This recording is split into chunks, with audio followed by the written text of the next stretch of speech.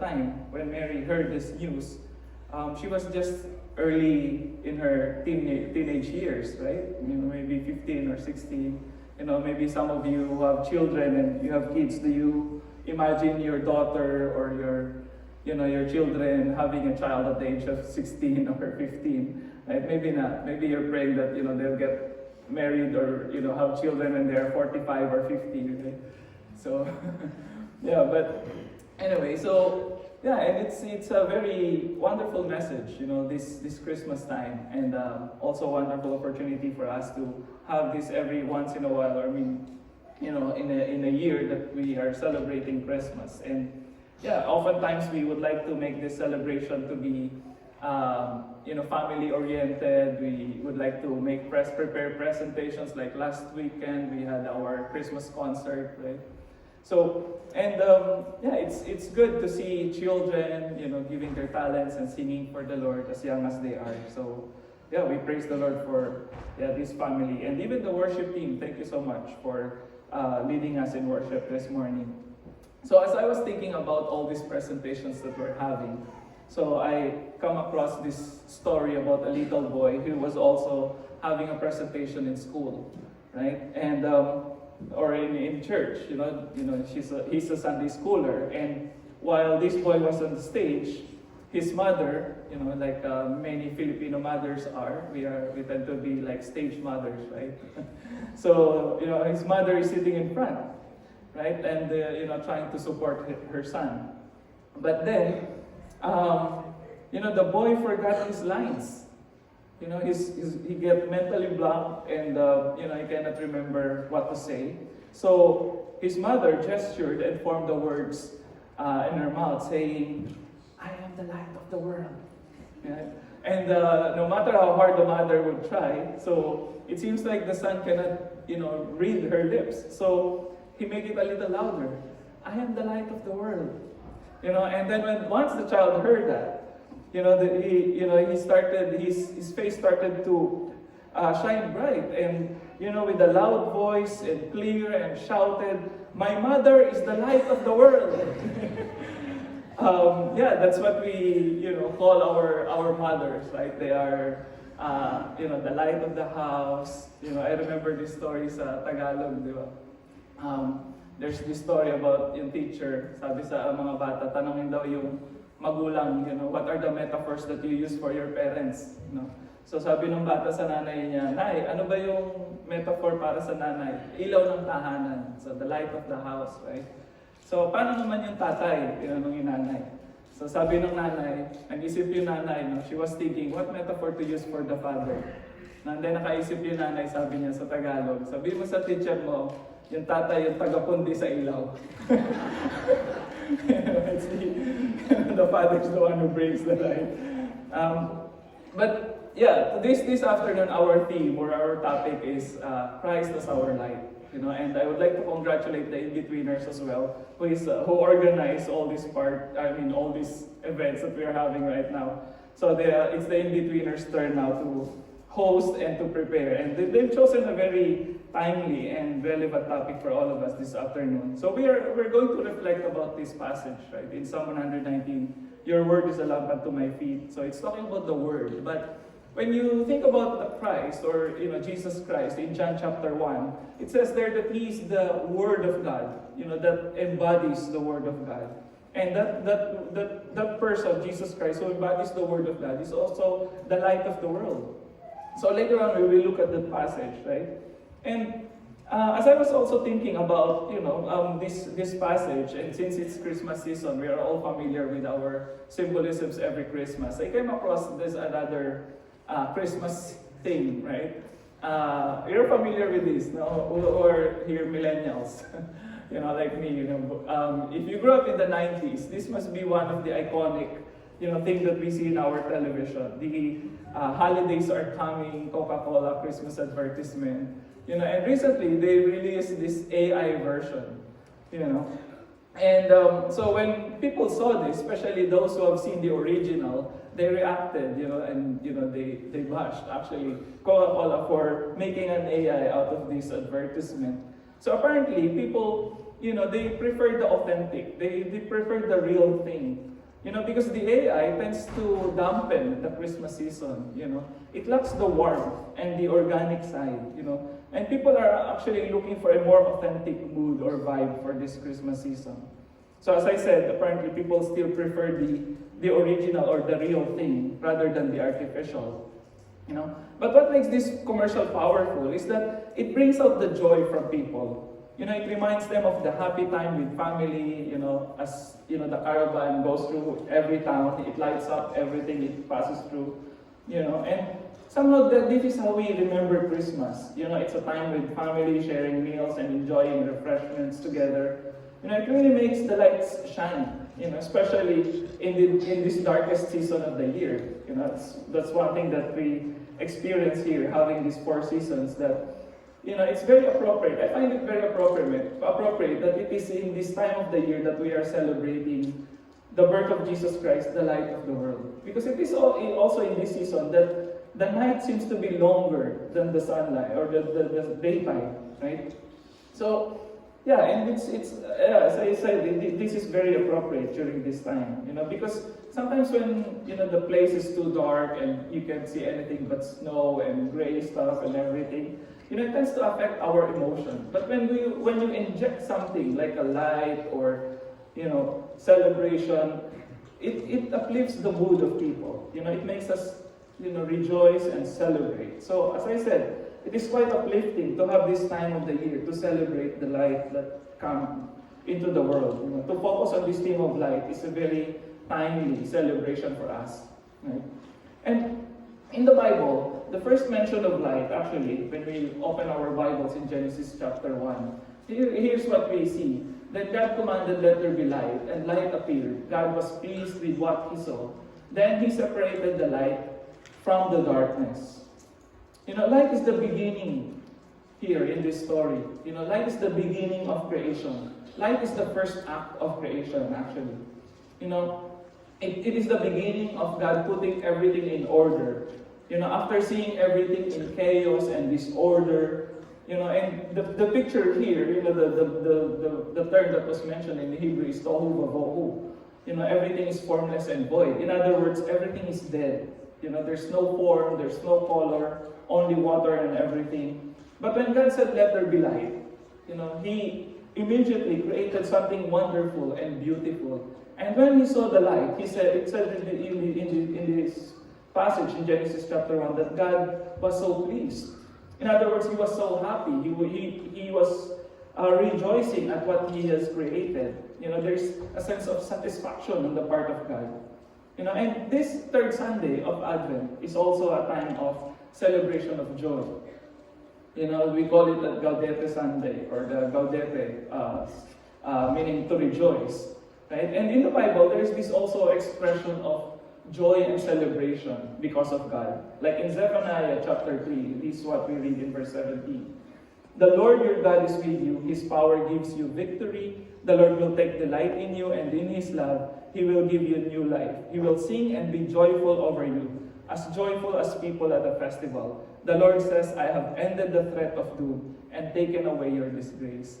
What we see here is that God is somehow a God who is capable of emotion. He is the God who rejoices, who dances for joy, who celebrates the victory and the salvation of his people. So when God creates life, like in Genesis chapter 1, and it says there that he was pleased, he was so happy because he created something. He made life, right? And here, he is also promising life to his people, Israel. Actually, if you read through Zephaniah chapter 3, you'll read in verse 19 that the time is coming and that God will punish the oppressors or those who abuse his people, and then he will rescue the lame, and then he will bring exiles back to their home. And then he will turn their shame into honor. And all the world will praise them. The time is coming, it says in verse 20, I will bring your scattered people home. I will make you famous throughout the world and make you prosperous once again, the Lord has spoken. So Zephaniah was speaking to people who are in exile. So when they were in exile, they were oppressed by other nations. They became slaves and they suffered a lot. Some of them got sick and died and everything. But God is promising, I will heal your wounds. And then I will bring you back home. I will I will gather you from the exile, from the places where I have put you in prison, right? And this is the promise that the people are looking forward to. In other words, God is bringing new life to these people. He's promising that He is giving them new life. And this is what the prophets in the Old Testament are anticipating. That's why there is rejoicing. Light not only, creating light for God. It's not just, bringing light into darkness. But it's actually something that evokes emotion of joy, rejoicing. When God created light, He also created life. And He created joy and celebration because there's life, because of the life. So in the Bible, the light of God brings life and joy and healing and salvation for people. That's why there is joy. So joy is not just a feeling or emotion that people feel. It is based on it is not based on external circumstances, but it is actually based on the promise of God for His people. Because people are looking forward to how the Lord will fulfill His promise. That's why they are rejoicing. That's why they are celebrating. So the same thing, when God sees the light, we are also looking forward to the time when we will see the light of God in the midst of all the darkness that we are experiencing. That's why in Isaiah chapter 9 it says, "The people who walked in darkness have seen a great light. They live in a land of shadows, but now light is shining on them. You have given them great joy, Lord. You have made them happy. They rejoice in what you have done, as people rejoice when they harvest grain or when they divide captured wealth." So as Isaiah looks forward to the time when God will save His people, when God will finally, bring them home or make a home for them or make, a safe place for them, and Isaiah said that hope, that anticipation that they look forward to is actually their source of joy and celebration. So the Advent season, we are not just waiting for the time of the coming of the Savior, of Jesus Christ. But the Advent season is also, it's not just a time of waiting, but it's also a time of preparation. It's a time of getting ready for the time when God will finally bring us home. When God will finally save us. When God will finally give us the security that we long for. When God will finally heal our diseases and illnesses. So it's not just passive waiting, for God, but it's actually preparing ourselves for that time when the Lord will finally bring us with Him or, make His presence known in our midst. So the word of the Lord is from the prophets. It has become the people's source of joy and comfort. It what gives them a sense of direction. Like a lighthouse that points people where to go. By trusting on the word of the Lord. That's why in Psalm 119 verse 105, the psalmist or the prophets wrote, said that, your word is a lamp to guide me and light for my path. Because without these promises, without this hope on God's salvation, they will be forever lost. If you're not looking forward to something, if you're not looking forward to something beautiful or wonderful, or a good future, there's nothing to strive for. You don't have to do anything. You just wait for, things to happen.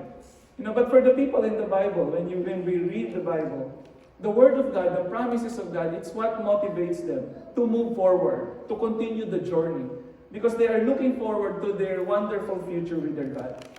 That's why God's Word for them is very important. It is their guide. It is their North Star. When they feel that they are lost or they need direction and guidance, they always look back to the Word of God. And this is the same thing, the same appreciation that we need today. We need to see the Word of God as our direction, as our compass in our life. And another thing about here, that the Word of God is, or the light that God brings, it's not only bringing life, bringing joy, and bringing God's promises, but the light that comes from God also overcomes the enemy. In the Bible, the darkness is darkness is often used as a metaphor for enemy or troubles that comes to God's people. But in John chapter 1, we see here that when the Word of God became flesh in Jesus Christ, that Word was the source of life, and this life brought light to people. The light shines in the darkness, and the darkness has never put it out. You see what's going on here? The prophets are continuing their understanding of this Word of God. Before, the Word of God is just letters written in stone and then later on written in parchments and everything. But in Jesus Christ, the Word of God became human flesh.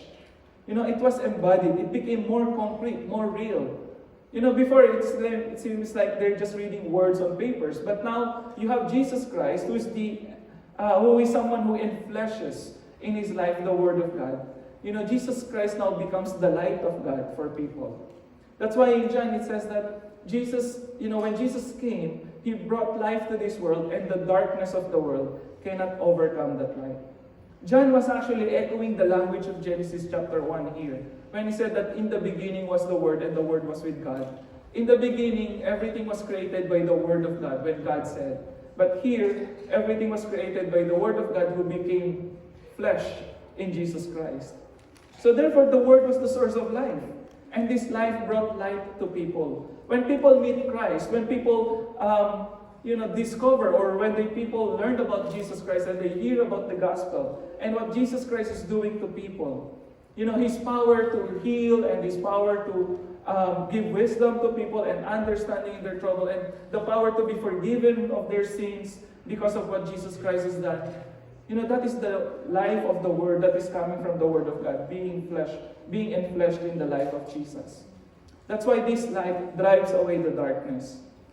Light is only defeated by darkness if we turn it off. If we shut off the voice of Christ that we are hearing, that's the only time that we stop the light. But as long as we hear and listen to the Word of Christ, the darkness cannot overcome that light.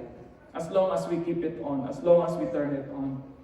So, and this is also what happened in Luke chapter 2, verse 8 to 14. The announcement of the angel about the birth of Jesus. This is a very powerful story that we've been reading every Christmas. There were some shepherds in that part of the country, and this is one of my favorite Christmas stories. There's a lot, of course, right? So you have the announcement to Joseph, you have the announcement to Mary, you have the announcement of the birth of Christ to the wise men. But there's also the shepherds. But my favorite is the shepherds. So let's look at Luke chapter 2, verse 8 to 14. There were some shepherds in that part of the country who were spending the night in the fields, taking care of their flocks. An angel of the Lord appeared to them, and the glory of the Lord shone over them. They were terribly afraid, but the angel said to them, "Don't be afraid. I am here with good news for you, which will bring great joy to all the people. This very day in David's town, your Savior was born, Christ the Lord. And this is what will prove it to you. You will find a baby wrapped in cloths and lying in a manger."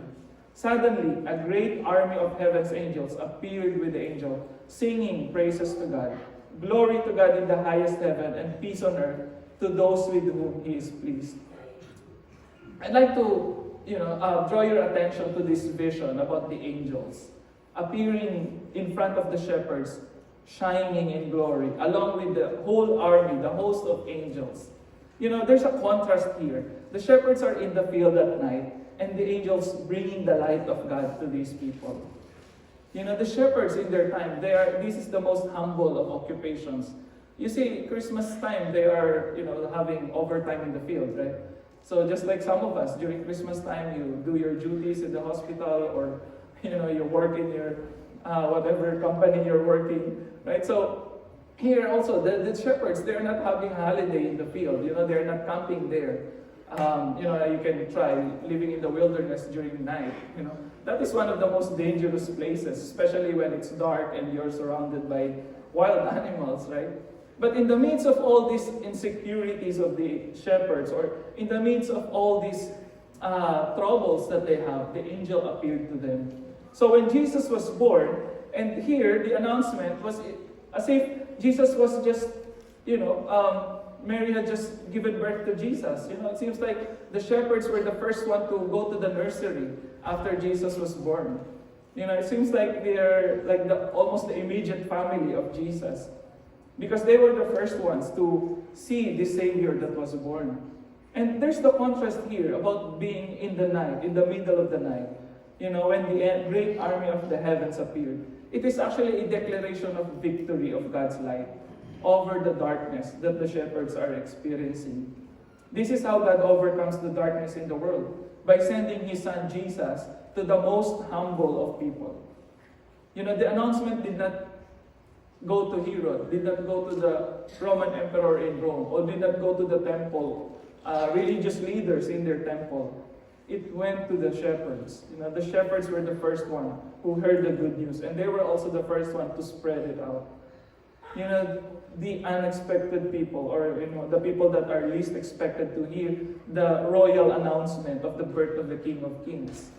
Right? So that's the irony here. How God is showing how He is concerned for the marginalized, for the outcast, for what society calls us losers, or those who are being looked down upon by the society. They are the ones who hear the gospel, and the gospel is for them. So this is the light that God is bringing to people, especially to people who are living in the darkness. So again, the message is clear here that Jesus came to bring life and victory to those who are outside, working hard, and those who have nothing to rely upon but God. That's why the light that comes from God brings joy and gladness. Finally, in the book of Revelation, this is the hope of all the people. Of all Christians, just like, the people in the Bible. They are looking forward to the time when God will bring us home. And this is the vision of John in Revelation chapter 21. The Spirit took control of me, and the angel carried me to the top of a very high mountain. He showed me Jerusalem, the holy city, coming down out of heaven from God, and shining with the glory of God. The city shone like a precious stone, like a jasper, clear as crystal. What you notice here is that the city of Jerusalem is coming from God. It's not a Jerusalem, it's not a city that is made from the ground. It's a Jerusalem, a city that is made from heaven. It is God who made it, and He is bringing it down. The city that we are looking forward to, the city that we hope we will belong to, is a city that is made by God, and it is surrounded by the presence of God. That's why it is shining in glory. Look at verse 22. I did not see a temple in that city, because its temple is the Lord God Almighty and the Lamb. It seems like when I'm reading this, it seems like the city that is being described here, it's an improvement. If you look at Genesis chapter 1 and chapter 2, when the creation started, it was started in the garden, in the mountain. But at the end of the Bible, in the book of Revelation, you see a more developed kind of residential place, like a city, like a more modernized now. So here, there's no temple in the city because God is the center of this city. You don't need a temple because God will be, overwhelmingly surrounding the city. The city has no need of the sun or the moon to shine on it because the glory of God shines on it, and the Lamb is its lamp. The peoples of the world will walk by its light, and the kings of the earth will bring their wealth into it. So this is the city that we are looking forward to, not made by human hands, but made by God Himself.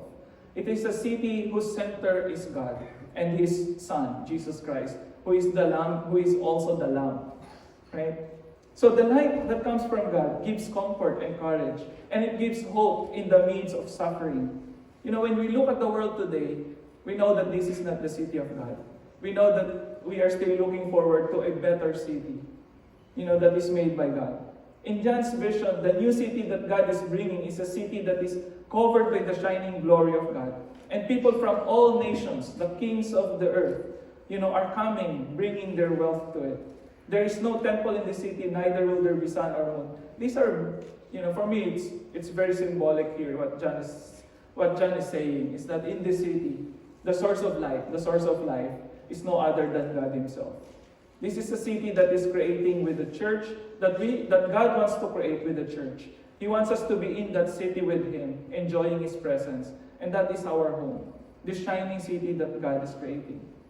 So brothers and sisters, the world is full of darkness. I think you will agree with me. And, everything is dark, and, because of there's war, there's poverty, there's diseases, death and chaos, essentially. We need to see the light that Jesus is bringing, and people also need to see this light. So in the midst of all this darkness around us, we need the light of Jesus that brings life, that brings joy, direction, victory, and hope in our life. Let us search for the true light of Jesus, not the artificial one, or not the AI created. Let us search for the true light that brings life to our world. Let us choose to follow that light once we discover it, so that we can get out of the darkness. Let us bear that light and look forward to the time when our world will be surrounded by that light of God and be covered by the light of Jesus. So at this moment, I'd like us to stand, and I'd like to invite everyone to please rise. And may I invite the worship team to please come forward. And as they lead us in